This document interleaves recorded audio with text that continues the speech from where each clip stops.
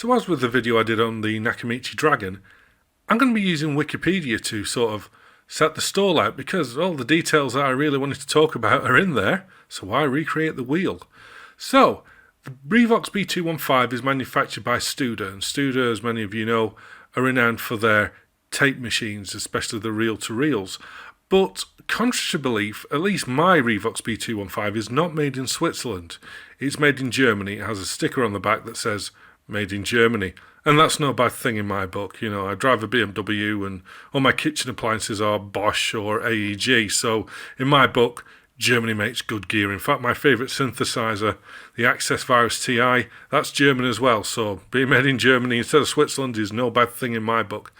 Now, this is the bit I want to talk about. It says here, objective, independently measured and verified specifications of the Revox matched or surpassed those of the best competing decks. Comparative tests place the B215 on the same level as the Nakamichi Dragon and above the flagship models by ASC, Harman Kardon, Tandberg or TIAC. Reviewers praise the Revox for its exemplary mechanical quality and the expected durability of its tape transport. And this is a bit I don't get, and criticise it for lower than expected dynamic range and shortcomings in usability. Lower than expected dynamic range. I mean, this is the thing. It's a ratio between the largest and smallest values that a certain quantity can assume. So, maybe I'm wrong here, but dynamic range, frequency response, the correlation there, because if we go down here and we look at the frequency response in independent measurements, it says the user manual specified frequency response of 30 to 18 kilohertz for type 1 and 30 hertz to 20 kilohertz for types 2 and 4. But again, independent tests revealed that the performance far exceeded Studer's conservative specifications. Here, 9 Hz to 23.1 kHz for type 1, and then up to 24.5 kHz for type 2 tape. Now, my hearing stops at about 17 kHz nowadays, so a deck that can do up to 24.5 kHz, and yet they're criticising it for its dynamic range. Maybe that's a very different thing, but it's certainly got the frequency response, hasn't it? But, if we look here, the low frequency response of tapes recorded and replayed on the B215 has a prominent cone line, blah, blah. These head bumps indicate a strong contour effect, appear only during recording. Replay frequency response measured with test tapes is exemplarily flat, on par with the Nakamichi Dragon and noticeably better than the Tandberg 3014. I can feel some heads exploding somewhere, but this is what, they're saying. Reviews between 1985 and 1988 unanimously gave the B215 excellent marks, particularly for the quality of the tape transport. It is truly a Rolls-Royce among cassette recorders. So, what's so special about the transport? Well, let's take a look at a picture here. It says me going into the back of the transport. That is a big, bulky, chunky transport with a lot of metal in there. Look at it. I mean, there's a lot of metal, there's a lot of big flywheels, there's a lot of motors. And there's a reason for that. Because as it says here, typically, even though it might say on the cassette deck, quotes direct drive is only for the leading capstan. The trailing capstan was belt driven. And that's the case for most, I think nearly all decks that say, direct drive, you still got belts in there. Not with the Revox. The Revox directly drives each capstan with its own motor, equipped with massive flywheels and 150 pole speed sensor. The speed of each motor is governed by a phase lock loop. Both loops are synchronized with a common crystal oscillator. So this has got, all these motors driving everything directly, no belts, and it's all, as we say, quartz locked because it's got an oscillator, so the speed is always bob on. In 1985, the only other deck with a similar direct drive arrangement was a 5-motor Nakamichi Dragon. The nearest contender, the 4-motor Tandberg 3014, used a single capstan motor. So this is the only deck really that everything, the two, the two capstans, the cassette reels are directly driven as well. And it's all on a die-cast chassis. As we can see, in that picture, it's a hell of a transport, and you don't have to worry about belt replacement. You don't have to worry about it losing speed or gaining speed. And that's the other thing about it. If we go down to here,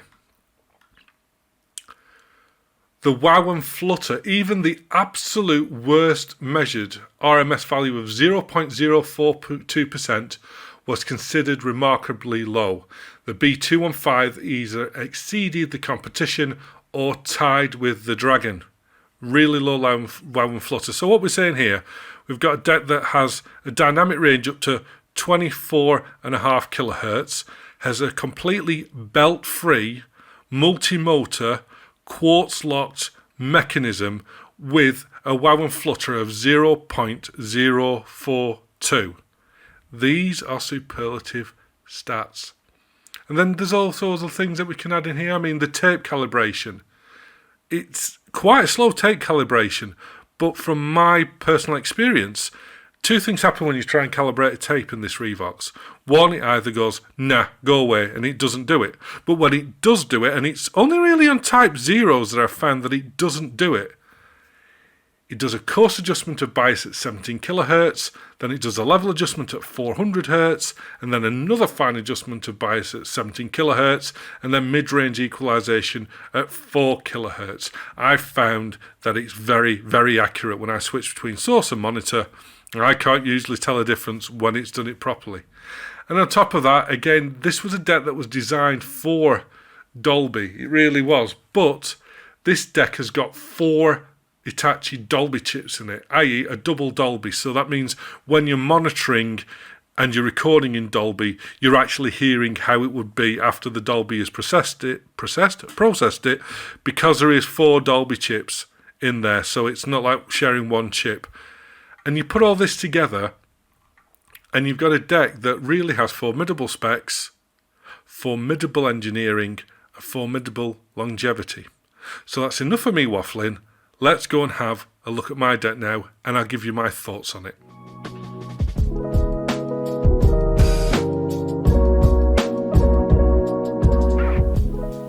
So here it is in all its glory.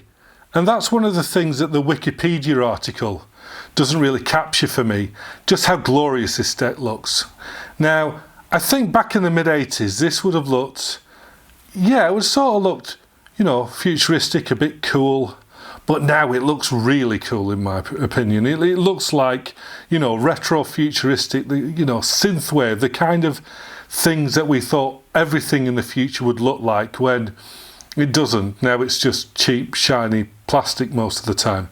But I think this is a fabulous looking deck. It's sort of unique in that look, and I guess they knew that it was a bit that's why they released it in black, which looks more sober and fitting in with other hi-fi gear. But I love how this looks. This is the kind of thing you'd see, in something like Blake 7 on the bridge, flashing away with all its buttons and futuristic loveliness, even though I know Blake 7 was from the 70s. But anyway, I digress. I think it looks wonderful. Now, switch it on. It does light up. Now, the first thing to look at is the displays. 1985, digital watches were in full swing. LCD displays, LCDs with, front lights. They're okay. They match the aesthetic. When most things were, vacuum fluorescent or LED, these were LCD. This was advanced.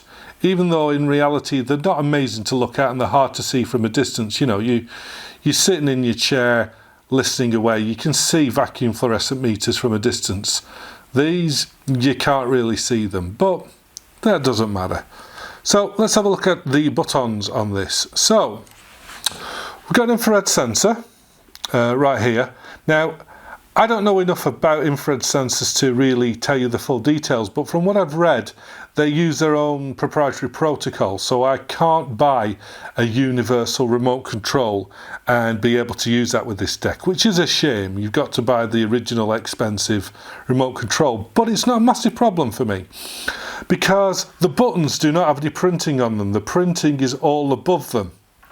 And that's good because a lot of decks age when they've got printing on the buttons and you press them and eventually all the printing wears away, like on my NAC decks, for example. You know, a good way to see if a NAC deck has been well used or not is how much printing's disappeared off the buttons. But here, not a problem because the buttons are all there, they're nice and tactile, and they've got no printing on them. So you've got your input levels and your balance levels, which is for your recording. Would I have preferred a dial? Well, it's not in keeping with the rest of the minimalistic, futuristic lookingness of it, is it? But a manual dial would have been more accurate. But I'm not complaining. Again, you just press them for input levels and balance levels. However, I very rarely use that because over here we've got a set level button.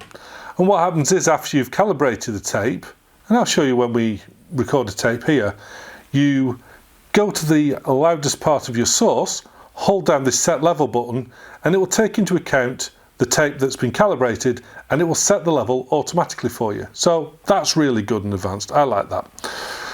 So as I said, we've got a double Dolby system. It's got B and C. It's got no HX Pro, but then it doesn't really need it because it's such a good recorder and has up to, you know, 23 kilohertz on a Type 1, were they saying when they measured it? That's plenty good enough. Say noise reduction system, B and C, MPX filter for when you're recording off the radio. The align button is all to do with calibrating cassettes, but we'll come to that later. And then we've got volume in and out level and the monitor button. Across the top we've got fade in and out, so if you want to fade in a recording or fade out recording, that's what you press. Then you've got the usual suspects, you know, pause, rewind, play, start, record, and the power button. Now, this is where it gets a little bit complicated. There's a few bits and bobs here to do with like trick play mode, if you will. Some of it I can imagine being quite useful in the day, but maybe I should show you what that is. So, let's take off the front. Very hard to find. I'd be gutted if I lose that. Now, one of the things that people ask about this deck if they've not seen one before is, what's this red light here all about? Well, I'll show you. Let's put a cassette in, and this cassette hasn't been fully rewound. Put it in there and let's rewind it. Right, did you see that? It stopped and then it went forward again. Let's do it again just to be on the safe side. What it is that light, basically, when you come to the leader, which is usually clear, little sensor up at the top detects that the light's shining. So it goes, oh, we're at the leader, and it stops the tape then and then. What this means is that the tape isn't rewinding all the way to the end and then yanking on this. That might snap the leader or loosen it from the returning clip in the hub. So it's like almost like a soft stop. And it also does it when it comes to the end of the tape and you're playing it, it'll stop it straight away. And then it fast forwards it right to the edge of the tape for you, so it's ready to play instantly or it's ready to rewind instantly. That's a good thing, but it's also an annoying thing because sometimes, you know, I don't know about you guys, but I like to get my tape all the way to the start, hit record, and then play the source. Sorry, not play the source, hit record, let it play, and as soon as I hear the hiss of the tape, then I press play on the source to make sure if it's a used tape, anything on it before was definitely wiped. This starts there, and if there's something on it already, it'll probably have that at the start of the tape, so you've got to like hit rewind again, and eventually coax it into, there we go, it's there. And then when you press play record now, then it'll do it. Sometimes if you've got like little stripes on your leader, like on some Max cells and stuff, if they're opaque, it'll stop while it's doing through the lead and you've got to keep playing with it and do play. It can be a bit of a faff. I understand why they've done it, but it can be a bit of a faff. So, onto these. Now, basically, these buttons work like this. we've got two locations, location 1 and location 2. Now these can either be assigned through playing the cassette and stopping it and then storing it, or if down here we've got min and sec, you can actually manually set the minutes and seconds. Because this has a real-time counter, it says real-time counter, and because it's all-motored, quartz locked, it's a very accurate real-time counter. And from what I can tell, it determines how many minutes you're in. Even if, for example, you put a tape in halfway, well, I'll tell you what, let me show you. Let me just stop this, right? 2 minutes and 8, it says, yeah? Let's take this cassette out, power this off. Okay? Right, let's power it on again. Put this cassette in. Now, playtime. This is the important bit. If I press this, C90. So this knows this is a 90-minute tape. So if we press play on this now, it doesn't show anything, but give it a second. Can you see? It realises where it is. It's something to do with the rotation of the hubs and the length of the tape that it can determine how far into a tape it really is. If that makes any sense, yeah? So that's how it does it. So it's pretty accurate. So say, for example, I wanted to listen to the same tune over and over. So what I would do is I would go store, location 1, and now if you look over here, we have in the left of the display, lock 1. So what I'm going to do now, I'm going to fast forward the tape a little bit, say to there, and I'm going to go store, location 2. Okay, so we've got location 1 and location 2 there. So if I now press location 1, it now rewinds the tape to where location 1 is. So if I press loop now, it will now play the tape from location 1 up until location 2. And then when it gets to location 2, it'll rewind the tape back to location 1 and it'll start playing it again in a loop. So it's if you want to listen to one song over and over, or if, for example, you're learning something, there we go, it's rewound it, it's back to 209 and it's playing it again in a loop. And that's pretty cool. I like that. It's like I say, if there's one particular thing you need to listen to over and over again, set the locations and loop it. So I'll just stop that there and I'm just going to, oops, now this is where it gets tricky. Cancel location 1, cancel location 2. Okay, cancel location 1, right, okay. So I've now wiped out them locations because the locks aren't there anymore and the tape is as it is. So that's pretty advanced. I like that. It's good. I mean, not that something I ever really use, but it's all there. The buttons are all nice and tactile and it functions well. So let's get down to the real business now. How does this bad boy sound? Oh, before I do, another nice little feature about the loop button is this. If you hold down the loop button, it brings up the entire of the mechanism and spins it. So you get your cotton wool bud, you clean there, clean everything. The easiest deck to clean out of the lot. So easy to do. Wonderful. Love that. So, anyway, open well as well. So let's get a tape that's suitable for this. Now, normally, as you know, I usually like to put a fairly ordinary Type 1 into a high-end deck to show how good a high-end deck can really be.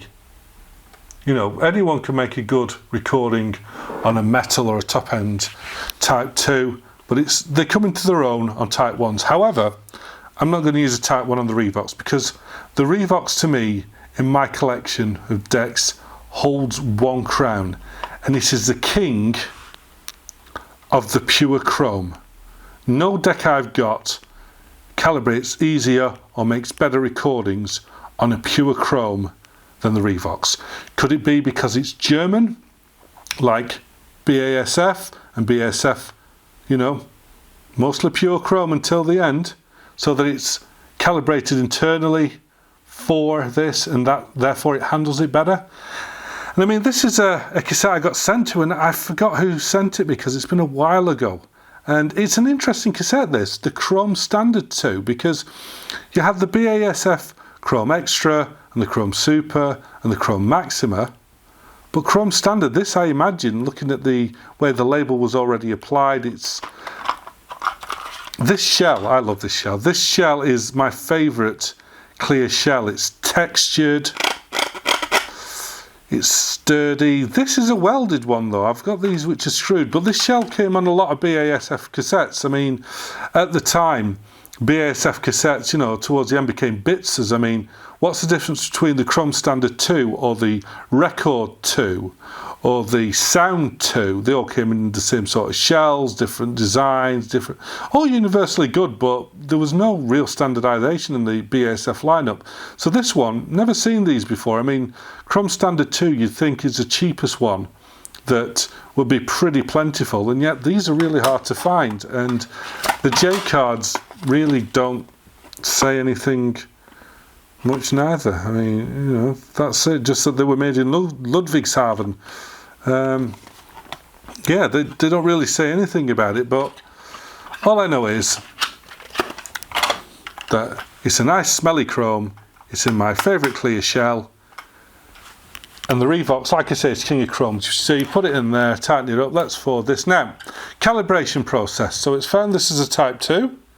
So what you do is you have, there's 3 memory slots, but I just do it every time. But if you want to, say this is the only tape you're going to be using, you can store this, and so that you don't have to calibrate this every single time you put a tape in. But I'm pressing the line 1, it's going into memory location A1, you press record and pause at the same time, and then you press the align button, and it goes away, and it aligns up the tape. And it's like I say, we saw it in the Wikipedia article, it does take quite a few seconds because it does actually 4 different types of calibration.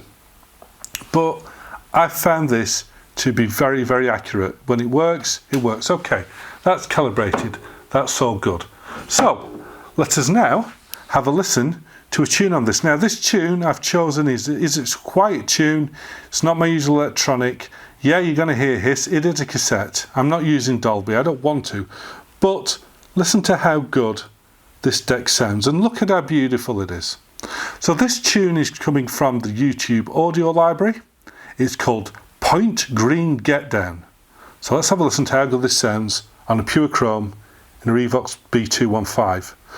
So what I'm going to do is I'm going to just play a little bit of this, and I'm going to show you how the set level works. So what I'm going to do is I'm going to put the input level here, I'm going to turn it really up, and it's going to distort. Okay, so this will distort, then I'm going to hit the set level, and you'll hear how it comes down to the right level. Ready?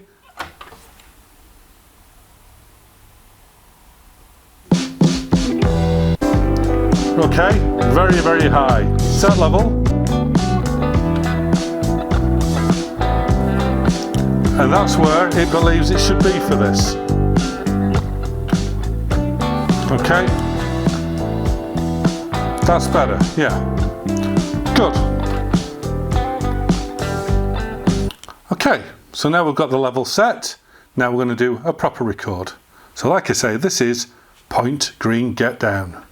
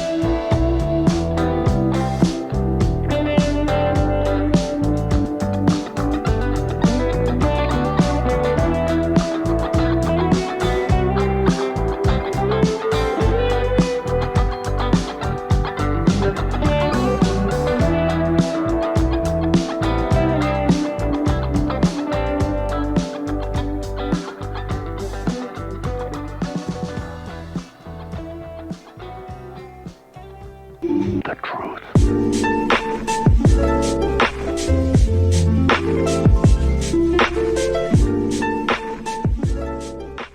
Do you remember these? The top trumps I was talking about, which I use in the Nakamichi Dragon video. Yes, they're a real thing, top trumps, nothing to do with an American president, yeah? Unlike in a certain forum full of sad embittered old men where it broke out into an argument and ended up having the forum locked, the thread locked. But yeah, these are real things. Remember I said everything on them has certain things, certain qualities, and I said that the Nakamichi Dragon was probably the top trump because in all of the different categories that you could look for in a cassette deck, it might not be unbeatable in all of them, but as a package, it really was very, very hard to beat. So what about the Revox? How does this... I'm not going to compare it to the Dragon because I don't want to, and I don't need to. I have both. I don't need to say which is better. But for me, the strengths of the Revox are its reliability. This is a very reliable deck. I've had no problems whatsoever with this deck. It just works, and it works well. And the fact that the quality of the construction of the cassette mech, and let's be honest, apart from caps, cassette mechs and the belts and the motors are usually what go wrong with decks more than anything else. The pinch rollers, yeah, fair enough, they all wear out the rubber, but the mech in this is strong, it's accurate, it's low wow and flutter.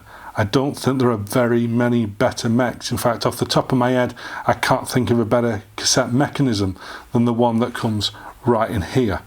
I love how it looks. It looks fantastic, it looks beautiful. I love the fact it's open well. You can appreciate the beautifulness of the cassettes you put in there. I like its auto calibration system. It really can calibrate pretty much everything except, type zeros there. You just can't do it, but neither can anything else. Yeah, I love the sound quality. It sounds beautiful, and I love the way that it is the king of the chromes, the way that this deck can make amazing recordings on pure chromes. And let's be honest, chrome standard, if I said that was a chrome super 2, would you have really argued against me on the sound quality? I don't know what BASF, they just, I don't know, tapes are dying, let's just spit out everything differently all the time. Quick, more, let's do one called a record. No, let's put the CD in record and see, yeah, let's do a sound too. Doesn't matter, they're all BASF chromes, they sound great. And this does brilliantly with it. But more than anything, I just love this deck as an overall package. I really do. If I, got magically transported back to 1985 with the knowledge I have now, and money was no object, I'd buy one of these. I'd buy this, I'd buy the matching I think it's a 251 amp and the 255 CD player. Yes, I probably got them right, but I'd buy this. In fact, I'd buy two of them. The matching amp, the matching CD player, and that would be my hi-fi of choice of the mid-80s. That's what I'd buy. Yeah, go away and say, oh, you should buy a Sugden amp and clip speak. Don't care. I'd buy the full Revox setup and consider myself very lucky to have it. Right now, this deck is so endearing. I love it. I just love the whole package. I love how I know it's going to be reliable. I love how it sounds. I love how it looks. I love how it treats chromes. I just love it. I love this deck. It's wonderful, utterly wonderful. Do I prefer it to the Dragon? Yes, I do. I prefer this to the Dragon. I'll say it. I've said it. I prefer this to the Dragon. Mainly because I still have this nagging suspicion in the back of my head that at some point the Dragon is going to fail on me, whereas this one, bit of machine oil in the motors every now and then, keep them spinning. This is going to keep going for years. Whereas the Dragon, I do fear that it is going to break. But I'm not knocking the Dragon. I love the Dragon. It's a wonderful deck. And it is probably a better playback deck than this because of the NAAC on it, whereas this is fixed. But saying that, I've never heard anything played on this thing and, oh God, that sounds terrible. Because it doesn't. This is a wonderful, wonderful deck. And at the end of the day, like I've said before, perception is more important than reality. I'm not saying this is the greatest cassette deck ever. Just like when I go through my decks, I'm not going to claim that any of them are the greatest cassette deck ever. All I'm going to say is look at the positives, look at the negatives, decide for yourself. And for me, I don't know, I've got a philosophy that you should only buy financial products and insurance with your head. Everything else, buy with your heart. Nothing is perfect, nothing will ever be perfect. Buying with your head, it'll amplify the imperfections. Buying with your heart, it'll gloss over them. Yes, I don't like these input controls like this.